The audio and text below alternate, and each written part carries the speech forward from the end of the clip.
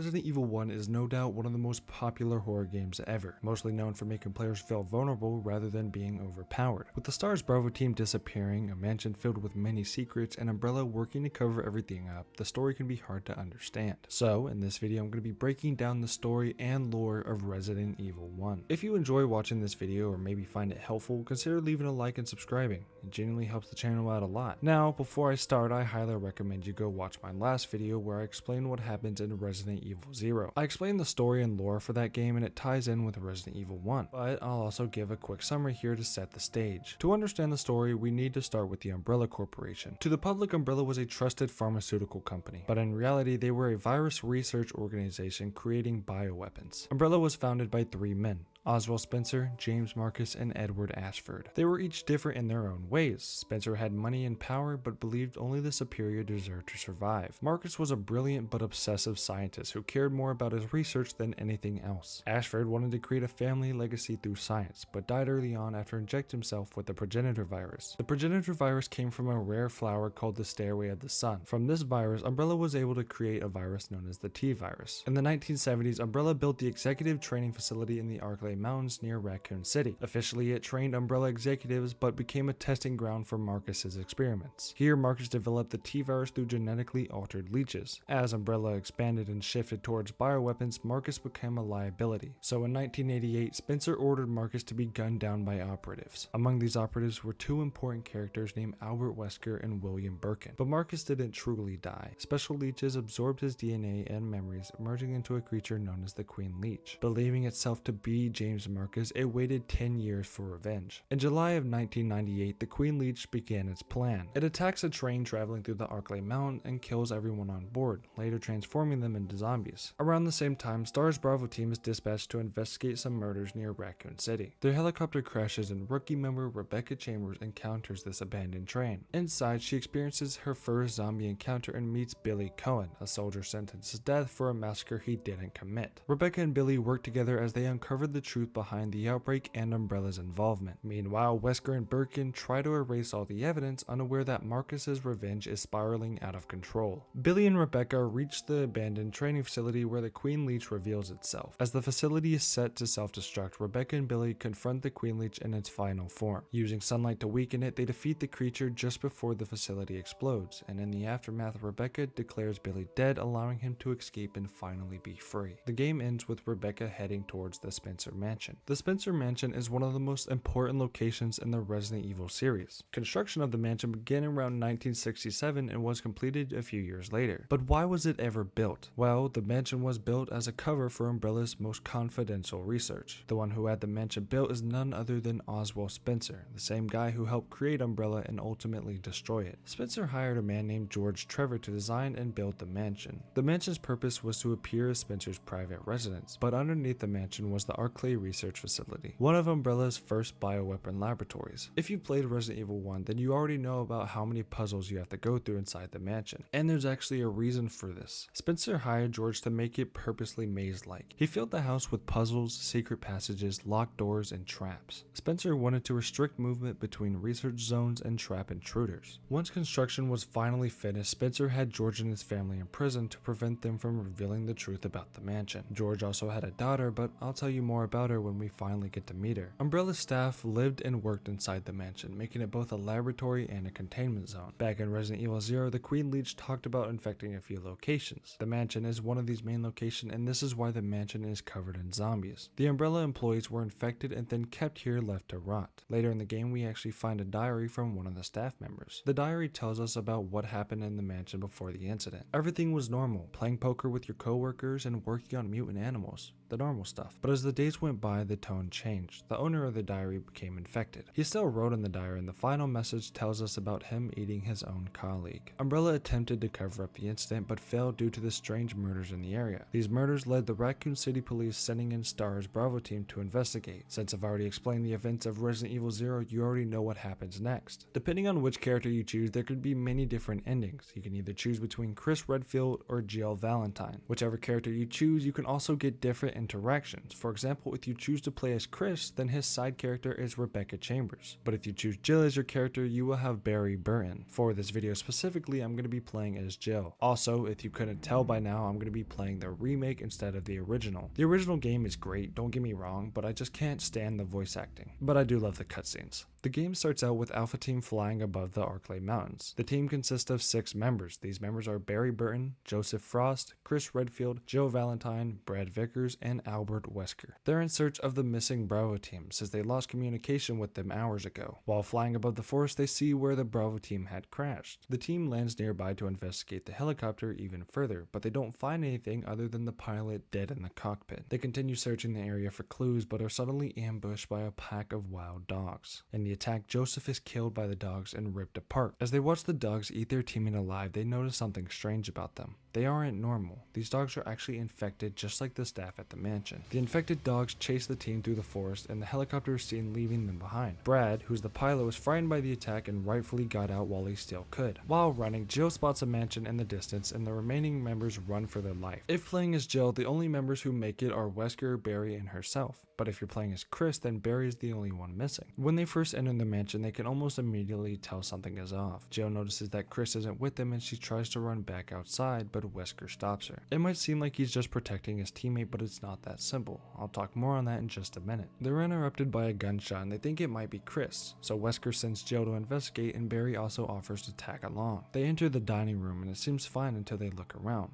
On the other side of the room, there's a puddle of blood. Hoping it's not Chris's blood, Barry stays to investigate and find out. Jill presses on and search for more clues, only to uncover something truly horrifying. She walks around a corner and finds Kenneth, who's a member of the Bravo team, being eaten alive. The thing attacking her teammate turns around and reveals it is a normal person. This is one of the researchers who lived here before the mansion got attacked. Now infected with the T-virus, the researchers have turned into zombies. There isn't just a small batch of them either, the entire mansion is filled with them. Jill gets attacked by the zombie and makes her retreat back to Barry. When she makes it back, Barry rescues her by gunning the zombie down. Both of them are rightfully confused and head back to Wesker to report the incident. When they arrive at the entrance, Wesker is nowhere to be seen. Barry says the best thing they should do is split up and search for him. Now this is where the player is set free and able to explore the mansion freely, but this mansion is huge and there's a lot of ground to cover. Thankfully we are given a lockpick by Barry, so we're able to travel through the mansion a lot easier. If you play as Chris, then you have to find and use 4 old keys since Barry won't be there to give you his lockpick. While searching around, Jill finds a room with a golden arrow. After inspecting the arrow, you can take off the arrowhead and use it as a key. Jill will then go to the graveyard at the back of the mansion. Here she will use the arrowhead to open up a secret tunnel. Inside this strange tunnel, she finds a book titled The Book of Curses. Inside the book, it talks about finding 4 different masks that we have to find. The masks are hidden all around the mansion and some are pretty tricky to get. Before going to search for the mask, we should grab the shotgun though. We can find the shotgun in the living room propped up on a wall rack. If you grab the shotgun before replacing it with the fake one, then you accidentally just set off a trap. After trying to leave this room, the ceiling starts coming downward and Jill is stuck. She screams for help and Barry hears her nearby. He saves her by shooting off the lock of the door and helps her escape. Now Barry was supposed to be downstairs looking for Wesker. Why is he suddenly upstairs? This is where Barry starts acting suspicious, but he simply plays it off. With the shotgun now equipped, we can finally start searching for the mask. For the first mask, we need to collect the chemical to use on plants. Once you obtain this, you head over to the plant room on the first floor. Inside the room is a weird looking tentacle plant thing. Since we have the right supplies to get rid of it, all we have to do is place the chemicals into the water pump.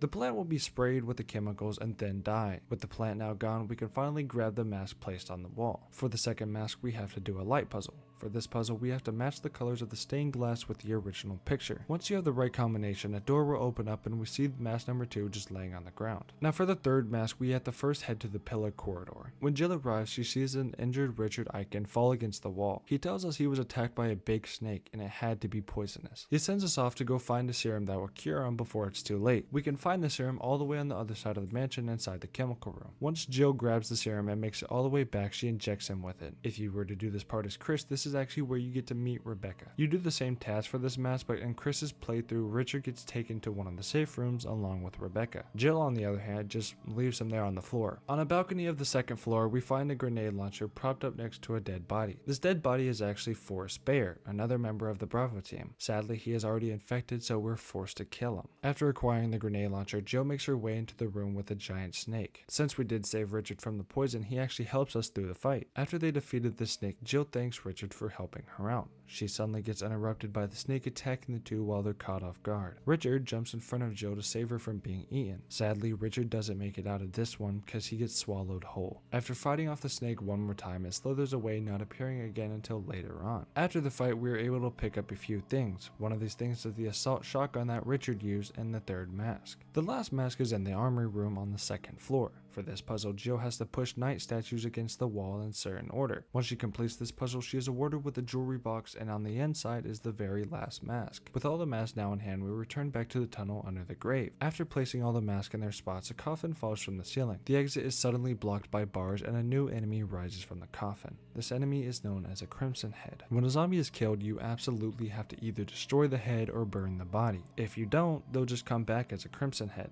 They're faster and a lot stronger than normal zombies, so avoiding them at all costs is the best option. After defeating the Crimson Head, inside the coffin, Jill finds a stone and metal object. The stone and metal object will be used as a key to give us access to the courtyard. Barry is then heard talking over the radio, but there's a bad signal. He warns the team about some sort of monster that can withstand bullets. His final words over the radio are to stay away from the forest outside the mansion, but since this is a horror game, we're gonna go right where we're not supposed to. We follow the path and eventually find a cabin with the lights still working. Inside, Jill finds a family photo and a journal belonging to someone. The writing in the journal talks about the person's dad and mom being attached in some way. Earlier in the video, I talked about George creating the mansion, and he was captured so no one would find out about it. I also said that he had a daughter. Her name was Lisa. Lisa was also captured by Umbrella when she was just 14 years old. After being captured, Lisa would be used in Umbrella experiments for many years. The same thing happened to her mom, Jessica Trevor. She was used as a test subject for the progenitor virus, but like many of the tribe members in Africa, her body couldn't withstand the virus. She died during testing, and Umbrella hired an impersonator to take her place. But Lisa saw through the lies and thought this person had stolen her mother's face. So one day, she decided to take it back and she wore it, hoping her real mom would come back. Years later, Lisa would be injected with a parasite known as the NE/A parasite, also known as the Nemesis Alpha parasite. The virus was absorbed by Lisa, and it led to the creation of the G virus, the same virus that Birkin worked about researching on back in Resident Evil 0. But after all this testing, she became way too dangerous for Umbrella to keep, so they got rid of her. The Umbrella security shot her, and after 3 days of watching her, they thought she was dead. She was able to come back to life, and for the rest of her life, she would be wandering around looking for her mother. Let's go back to the present where Jill finds a crank and she suddenly gets knocked out. When she wakes up, she comes face to face with Lisa Trevor. Now trapped, Jill has two options: fight the monster or run away. If you're like me and you like to save ammo, it would be a lot easier to just run by her. After escaping the cabin, Jill's next objective is to use the crank. But where? Suddenly, Brad tries to contact the team over the radio. Jill's radio somehow broke, so she isn't able to respond to Brad. As we continue on, we find a pool filled with water and a place for the crank. We use the crank from Lisa's cabin to drain the water, and a bridge appears. Jill crosses the bridge and finds an elevator on the other side. After using the elevator, we descend down into another secret tunnel. In this tunnel, we find the guardhouse. Down here, we also find Barry talking to someone on the phone. Now, this proof is undeniable. Something is definitely off about Barry. The mysterious person on the phone talks to Barry about destroying stars. Barry says it's not necessary to destroy stars and asks about his family. Has Barry been secretly betraying us this whole time? Jill then confronts him about what he was talking about, and Barry just blames it on his old age. He says the mansion has his nerves acting all crazy, but he tells Jill not to worry. So, who was Barry talking to this whole time? It's later revealed at the very end of the story, but I'll go ahead and tell you. The person Barry was talking to is none other than Albert Wesker. For many of you, this doesn't shock you, but for some, you might be confused. Why would Wesker betray his team?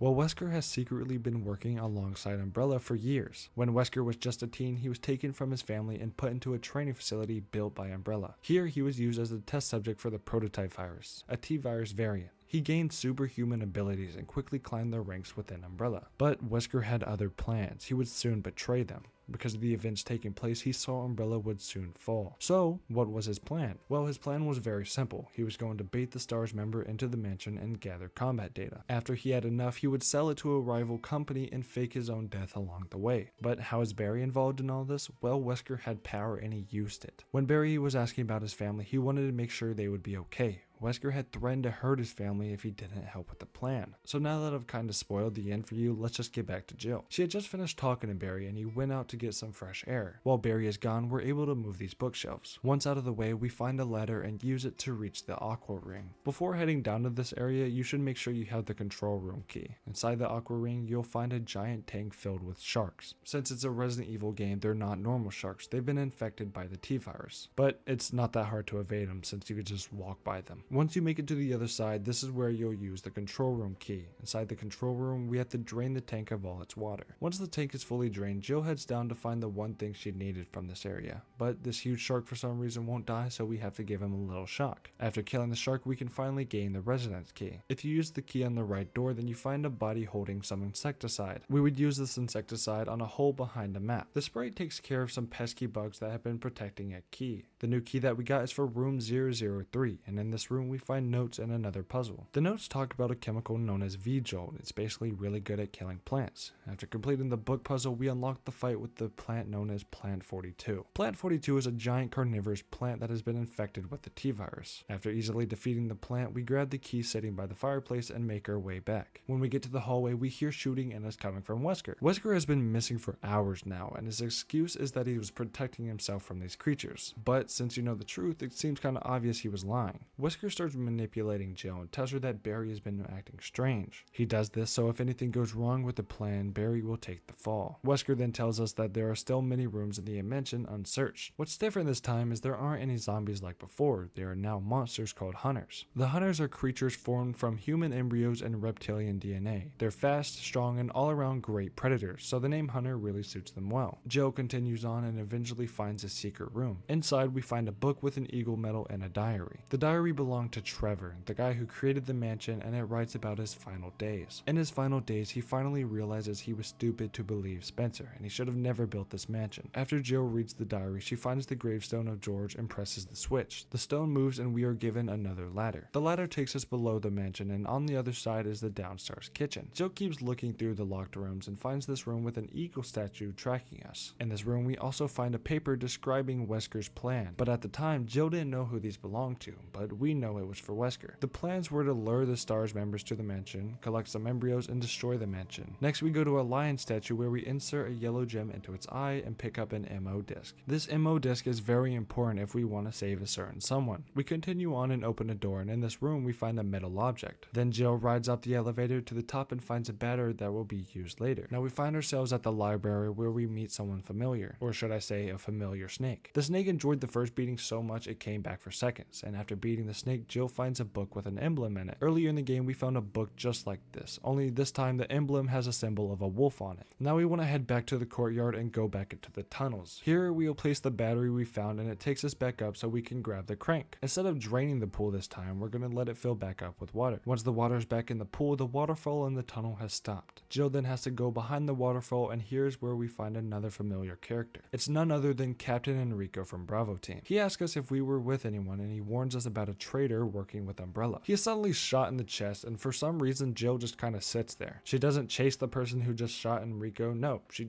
just sits there. Obviously the traitor he was talking about is Wesker. He doesn't want Jill to find out about his connection with Umbrella, so he followed her and took Enrico out. After Enrico dies, we can grab another crank off of his body. We can use this crank to rotate some walls and cross different gaps. After we cross this gap, Jill makes it to a room where there's a giant spider. Since we have our trusty grenade launcher, fighting these bosses are extremely easy. After defeating the giant spider, we cut through some webs and continue on. Jill then pushes a statue into a slot and it opens up part of the wall. Inside the wall we get a cylinder, and this is our key to getting to the underground elevator. Jill returns back to the elevator, grabs the shaft and combines it with the cylinder. We restore the power, the elevator rises, and Barry comes around the corner. Together they ride the elevator down to the very bottom, and Barry hears a noise. Barry sends Jill off to investigate as he secures their escape route. The noise he's been hearing was Lisa the whole time, and if we run back to Barry, we can catch him leaving us. To escape, we have to break a box to get the broken flamethrower. Since it's broken, we can use it as a key for this door. Now this is when Jill walks into one of the most creepiest rooms in the game. It's known as the confinement room, and it was used to keep Lisa restricted during her testing days. Now Lisa just uses it as her home. If we continue through, Jill finds a stone ring and a photo of Lisa and her family. We climb this ladder and find out we are right underneath the cabin from earlier. Now that we have the stone ring, metal object, and the stone and metal object, we can use them to open the gate under this stairs. Once inside, make sure you have the wolf and eagle emblem on you. You'll need them very shortly. Down in the new area, we find Barry once again, and he's confused to see Jill alive. He tries to pull his gun on Jill, but she's had enough. She takes the gun out of his hand and tells him to start talking. Barry says he can explain everything, but he's interrupted by Lisa walking into the room. Jill then gives Barry back his gun so he can help us fight off Lisa. To win this fight, we have to push 4 stones off the ledge to open the casket. If you actually get to open the casket, inside Lisa will find her mother's skull. With the grief of searching for her mother for so long just to find her dead, Lisa jumps off the cliff. In this game, this is the very last time we see her. Barry also believes she isn't dead and tells Jill to go on without him. For some reason, Jill still trusts Barry after everything and complies. We make our way out and find a fountain. This is where we use the 2 emblems. After the water is fully drained, we go down another elevator. After all this time, we have finally made it to the secret lab beneath the mansion. In a room with some x-rays, Jill finds a letter from a man named John. He is writing to his girlfriend about being infected.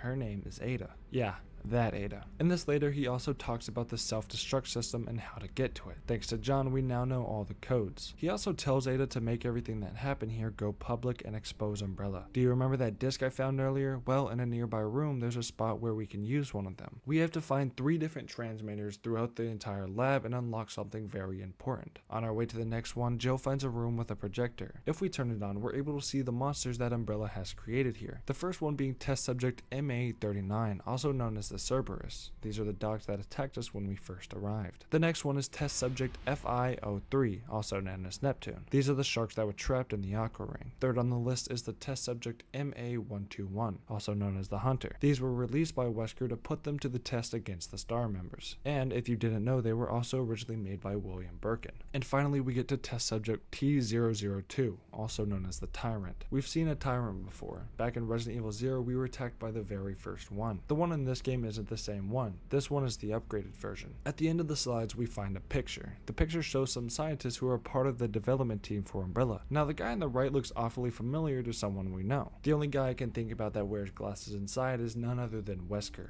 This is undeniable proof that Wesker was working for Umbrella. In this room, we also obtain the laboratory key and some image editing equipment. Earlier, we got a tape from Kenneth, and it lets Jill play it here. We get to see Kenneth's last seconds before he was eaten alive by the zombie. After watching the tape, we make our way downstairs. We use the laboratory key in one of the rooms. We find a vent we have to climb through. After climbing through, there's this weird bug thing that attacks us. These are called chimeras, and there's a lot of them down here. We quickly put them down and go through another vent. Here we find the second transmitter and use another one of our discs. Next, Jill makes her way to the power room. The fuel canister we have to pick up is empty, and if we go back to the room with the letter, we can refuel it. We put the capsule inside the charging station and grab it once it's full. When you pick it up, you can't sprint, or else you would blow up. So after slowly walking all the way back to the power room, we put the capsule back where we got it. After turning the power on, we get to the final transmitter and insert the last disc. With everything now in order, we're able to turn the elevator on. Jill will meet back up with Barry and go down the elevator together. We walk into a room known as the incubation room and catch Wesker red-handed. Barry once again betrays us and holds us at gunpoint. Wesker thanks Barry and Jill is somehow surprised. Wesker tells us that it isn't Barry's fault. He's been doing this to protect his family. Jill and Barry thought Wesker worked for Umbrella, but if you remember, I said Wesker was planning to betray Umbrella. Jill wants to know Wesker's reasoning, so instead of telling her, he decides to show her. He reveals the Tyrant that he was planning to steal and give to a competitor of Umbrella. Since Jill now knows the plan, Wesker tries to kill Jill, but she is saved by Barry. Barry asks for forgiveness, but while this is happening, Wesker manages to unleash the Tyrant. This unit of a creature is now free, and Wesker has doomed us all. Before chasing Jill, the Tyrant decides to take care of Wesker first. The reason he went after him first is because he was one of the scientists who actually worked to create him. The Tyrant also knocks Barry out, and now Jill is on her own. She fights off the Tyrant, and since the Tyrant is definitely dead and won't come back, she runs over to Barry to check on him. He says he's going to be fine, but he notices Wesker has disappeared. While making their escape, the alarm for the self-destruct sequence is going off. Wesker is the one behind this, and if they don't act quickly, they're going to die. Do you remember those discs we just put into the transmitters? Well, if we pull these levers and head down some stairs, we find Chris, who has been locked up this whole time. If we were playing as Chris though, this is where we would rescue Jill from her cell. As we rush to the exit, we hear Brad come over the radio again. Brad says that he's running low on fuel and this is the very last chance to get out of here. Barry and Chris hear some monsters and they go to take care of it while Jill escapes. While they're off, Jill finds some signal rockets to send a signal to Brad letting them know they're alive. Barry and Chris make it up, but they're not alone. The Tyrant is back for one final fight, and this time he's even angrier. During the fight, Brad comes to the rescue and drops a rocket launcher for Jill.